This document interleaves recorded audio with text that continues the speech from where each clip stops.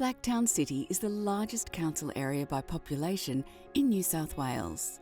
More than 400,000 people live in our city. We're growing by 10,000 people a year.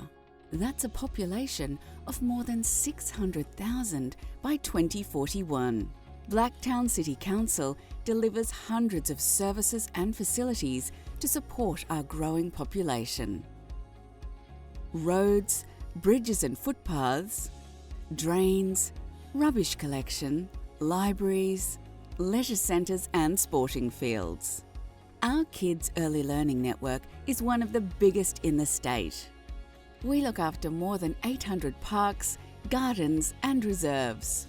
Community centres provide shelter and meeting places for young and old. But our city's rapid growth, increased costs and ageing infrastructure is putting a real strain on our finances.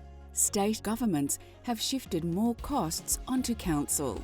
Government grants have been reduced. Here's the problem. If we don't get more revenue, we'll have to increase fees and charges, reduce services. We could cut vital maintenance and building programs, but that's not good for our city.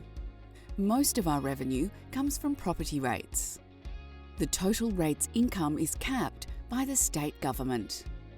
The Independent Pricing and Regulatory Tribunal, IPART, determines the annual rate rise for councils, called the rate peg.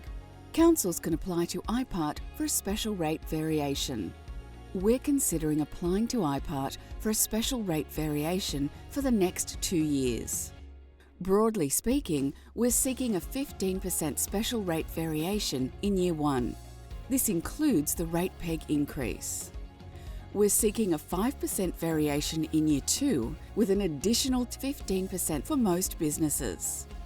70% of ratepayers would pay $2.90 a week more for the first year and $1.09 a week more in the second year.